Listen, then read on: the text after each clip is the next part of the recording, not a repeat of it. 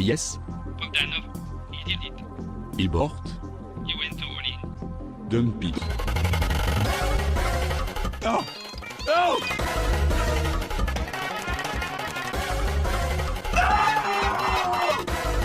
You heard it here first. Bitcoin is going to zero. When it comes out, zero. Just hodl, bro. May week 4, Bitcoin is teetering at that 29k level. Will it hold? Will it break? Will there be a relief rally? Been a rough time the last couple of weeks. Pretty rough, but it seems like we're holding around 30k, slightly below. Let's see where we go from here. A few people were saying that 30k might be the new 6k, where we sort of range for a while. Yeah, I remember the time when we've ranged at around 6k for a super long time with super low liquidity. But Yeah. I think then we dumped to like 4k or some shit. Yeah. That's right. No, yeah. I don't know. We are at a record number of weekly candles in a row. So red weekly candles in a row. That's right, yeah.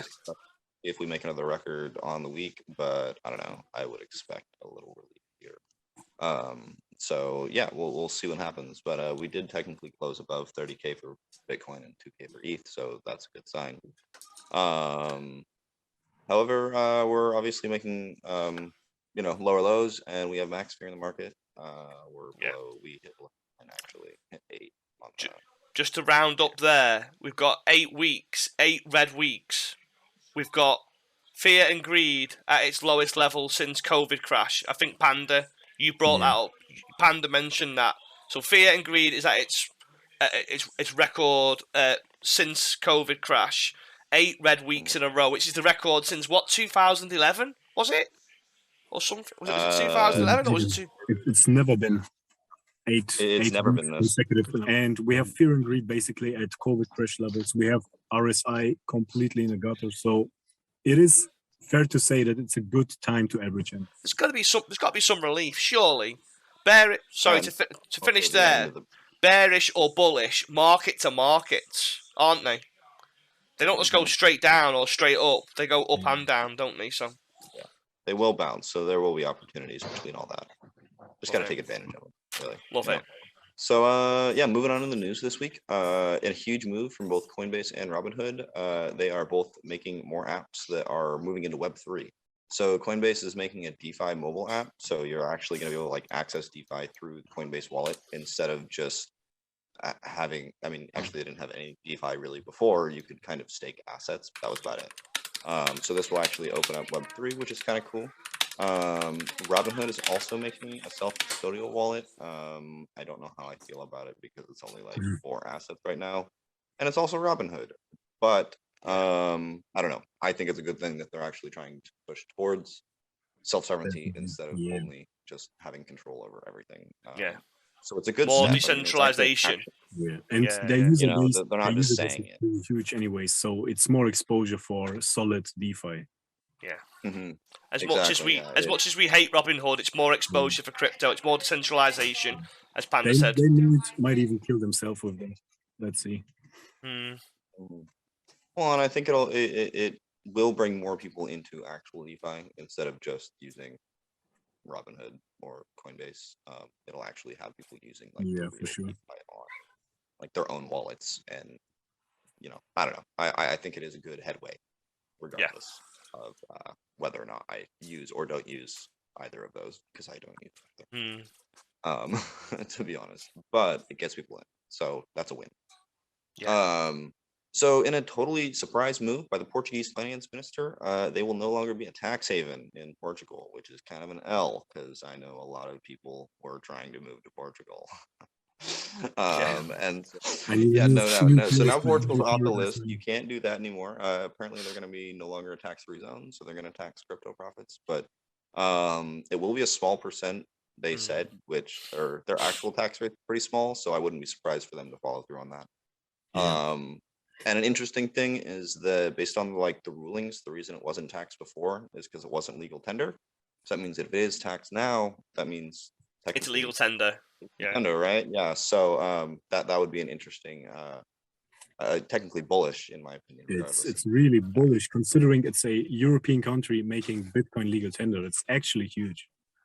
Yeah. Yeah, because I mean, we've had smaller countries do it, but we have not had a country in Europe do it yet. Yeah. Like Maine. We've had a few Yeah. countries on like the eastern board of Europe do it, but So none of you, the yeah. technically well, no, Ukraine technically that's huge enough. I would say Yeah. Ukraine's huge. But it's a huge country, but only 40 million people. And I was saying to you guys before, I didn't think Portugal. I thought it was borderline third world, but I know it's not. It's like 35th or 37th ranked in the world, but it's nowhere near as rich as Germany and UK and France. It's nowhere near. It's not on the same level as what we are. But To be fair, there's only 10 million people in Portugal.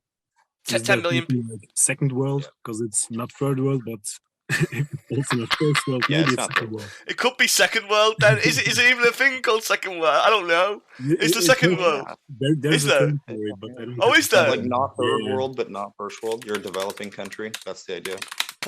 Portugal is definitely a developing country, 100%. But the fact that there's 10 million people there, that's massive. How many countries have adopted? I mean, obviously, are we speculating here, do you think, by saying they're going to make it legal tender? Surely they are. Because they're recognising it, aren't they? Based on their laws, there's only so many ways that they can make it a tax. If they make it tax, they'll have to change their ruling on whether or not it's legal tender. Because they can't tax something that isn't legal tender. Yeah. Because they can't tax the property. That's what it originally was classified as. And so if it's no longer classified as that, then they can't not say it's legal tender if you're going to tax it. Because that's what the rules say. Which is kind of cool. Kind of interesting. But no one's really talked about it too much yet. So I think it'll be good. It's going to take like 2 or 3 years, but it's definitely coming. You could potentially just go over there, couldn't you? Cash out and then move back home before it all happens. You could actually, yeah. If you've got the money. Not financial advice. Yeah. What fucking... Yeah, maybe. What's he called, Panda? Is it the financial nomad who goes around the world, fucking moving around different places and fucking gets the best? Sort of like digital nomad, and it's the best. Yeah. You're working from your PC or laptop, and you're just traveling the world. Yeah. With a yacht. What's that? A TGH yacht? I'd be down for that. Just travel the world on a boat. Yeah. Loads, like 20,000 leagues under the sea shit. Like we just catch our own fish. You know, have it be solar powered. Yeah. You know, never have to go back on land. Pussy patrol. Pussy patrol. Get excited. Plaster on the side of the boat. That's what we name the boat. Pussy patrol. I don't know if we can add all this into there. Let's fucking go, boys! When the market's bullish, we turn up into the port, into the harbour. Oh, there you go. Yeah. I'm going too far. All right, crack on. What's next? Anyway, so we've had 2 stablecoins, both Tether and USDC, have come out to try and prove that they have backed assets after the whole Luna going to zero thing. I think that doesn't need explaining. It went to zero. But anyways, UST is worth like 10 cents on the dollar, 5 cents on the dollar, I think. And so both USDT and USDC have released reports of backing. USDT is over collateralized, actually. Kind of impressive. I was not expecting that. They supposedly have approximately $82 billion in assets. So about 10% over collateralized. But are they telling the truth? You know what I mean? After everything that's happened so far with the SEC I mean, it was and an stuff. official report, so I mean, it's up to you. If you trust USDT, it's still their word, isn't it? It's still their word. Yeah. Official report or not, it's their word. The thing is, it might be backed by something, but they are not exactly saying it's backed by fiat or some shit. It could be like some, I don't know, bonds. Paper. Yeah, just paper bonds, like just digital bonds. Yeah, so I mean that one's hard to say. USDC is also doing a similar thing, but instead of doing quarterly releases, they're now doing weekly releases of their backing. I personally prefer USDC more. However, I mean, same kind of thing. You basically are taking them at their word that they have their assets backed with, whatever they have. It should be noted that BlackRock technically owns the majority stake in USDC now, so it is in their probably best interest to keep that pegged But same idea that if you got to trust their report, but they are collateralized, which is nice. So But I mean, if you're BlackRock. gonna choose two, USDT and USDC are the safest. If you had to choose one, USDC is my preference. Definitely. If you want Yeah, to go the same. decentralized route, DAI is my preference. Yeah, okay, I personally hold USDC and DAI. Right, yeah, That is yeah. my go-to. Is USDT I don't for short-term trades. Like Is 'cause DAI it's some, like, backed? DAI is backed? with Ethereum, if I remember correctly, but it's Oh, over right. collateralized, I think, with Ethereum. Okay, yeah, cool. it's over collateralized and it's also collateralized by a basket of things, both USDC, ETH, Maker, and then a few others also. But it's over collateralized by like 50%. So That's crazy. yeah. It's not as efficient technically, but it's less risk. So. Yeah, okay, great. Yeah. So last news for the week, probably the biggest news, probably in years, honestly, at least in my opinion. We are probably going to get the merge in August, which would be sick. We have had predictions from core developers as well as Vitalik, funny enough, saying that he thinks that it's going to be in August, as well as the other developers. They didn't postpone the difficulty bomb, so it actually will go off at the planned, whatever day that we hit that volume and price and actually hit that difficulty level, we'll just undergo the merge. They didn't postpone it, which is cool. Yeah. And then we will also undergo a Ropsten test merge here on either first or second week of June. They didn't release an exact date, but here early June. So that's a really good move because that's the final main test net before you go, full on actual merge, which will be, I think will actually happen. And I think contrary to a lot of people's opinion, I don't think it'll be a huge sell the news event. It might be a little bit of a sell the news event, but it's a fundamentally bullish thing that people will want more ETH because of it. Yeah, I would actually say most people still have that Ethereum 2.0 PTSD, and they're thinking there's going to be another delay. We're going to wait another year, stuff like that. Most people don't really think it's coming in 3 months. It's only 3 months away. All you have to do is I know, yeah. 3 months. I know. August is only 3 months. Thing is, it's so close. How can Vitalik? Why would Vitalik say it's coming in August when it's so close? That prediction has got to be like pretty accurate to say that.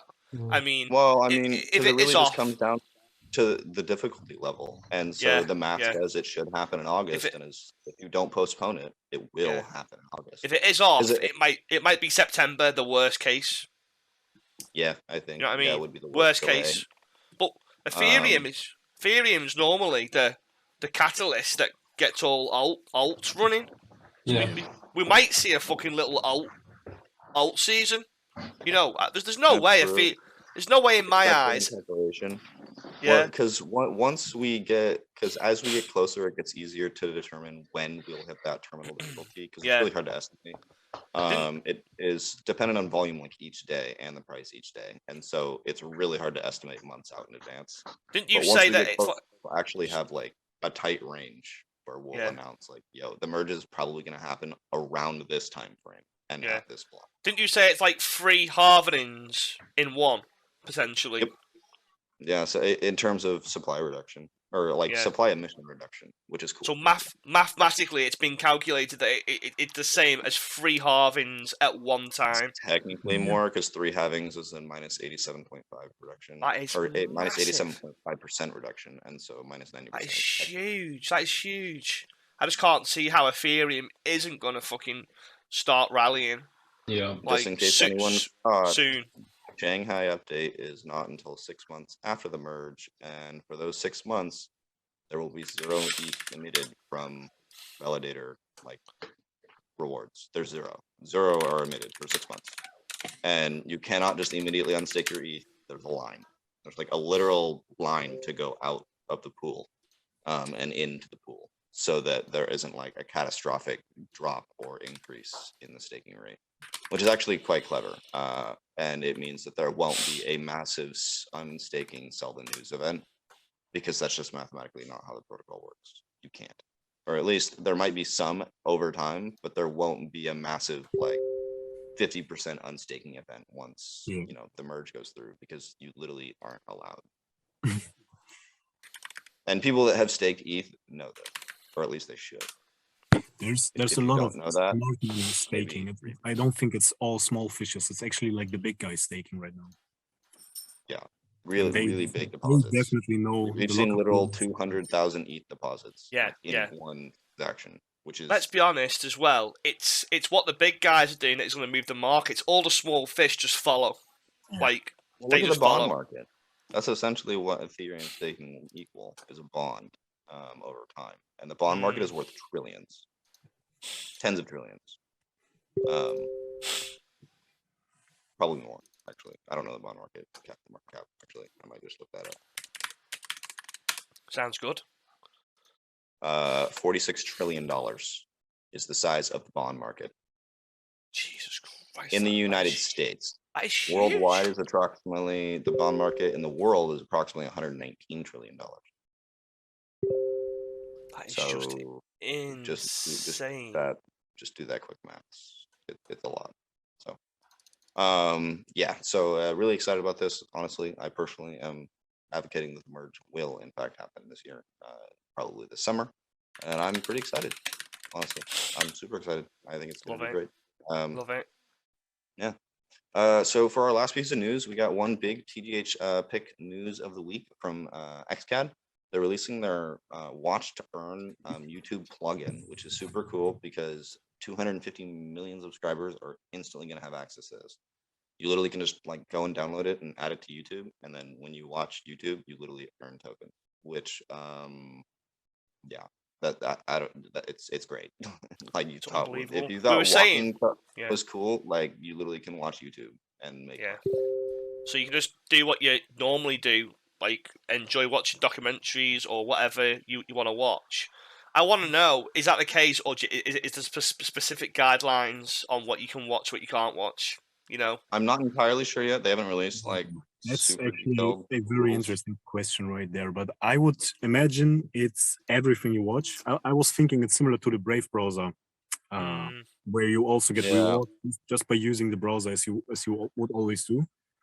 And what makes it more sustainable than Brave, in my opinion, is that you actually have a use case for everyone. Unlike with Brave, you could only use it to have your ads shown on the Brave browser. So that was basically the use case of the VAT token.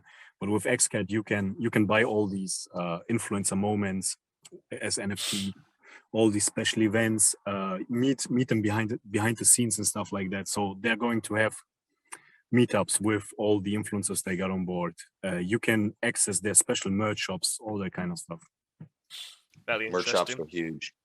Merch shops, a lot of money. Definitely something cooking over at XCAD, isn't there? Definitely something cooking. The community is absolutely wild. They're killing it. Yeah, like Panda said, the community is insane, isn't it? Yeah, it's just insane. That vote earlier was kind of nuts. Oh yeah, we put a vote out. I think you did a vote, didn't you, Panda, on Twitter? It was nuts. And they came out by the horde. Yeah. They threw it to like 70%. That's what it was, yeah. Crazy. Yeah, it was kind of nuts, yeah. It was impressive as fuck, actually. Unbelievable. So, that basically concludes the news for the week. It wasn't a very exciting. Sorry, guys. Yeah, we're crabbing, aren't we? We're crabbing. It can't always be pure action, pure chaos, pure drama. Yeah. Sometimes we need a little bit of quiet times. Love it. True. It's nice to have a little bit of quiet times. I guess my final advice would be, if you were to start DCing, now would be a better time than any, in my opinion. Exactly. At least to start. I'm not saying go all I mean, your risk reward is at least favorable here to at least start. I'm not saying go all in, but at least I personally am starting. If we look back at the COVID crash when fear and greed was at the levels it's at now, everyone was saying don't buy then. Everyone was saying wait for lower. It's the same story. It's the same. It's playing out exactly the same. And I see all the people who weren't around then saying the same thing. And I'm like, many other people made the same mistake as you, and they're not here now. Why are we here? I'm not saying go ape into alts, by the way. I'm mostly just buying. Yeah, the scaling into Bitcoin and Ethereum, because alts normally come afterwards, don't they? Yeah, exactly. Yeah, wait for those two to turn around before you start playing in alts. I mean, if you're going to play with really small amounts. Literally, Yeah. like what And- you go. Good to stuff. casino with. And actually Going to get- solid stuff, gonna get which sold out. won't be fucking dead in a month. Yeah. Yeah. Good stuff, guys. Good stuff. Okay, we'll wrap it up for the week. See you next week, guys. Yeah. See you later. Good one. See you later, guys.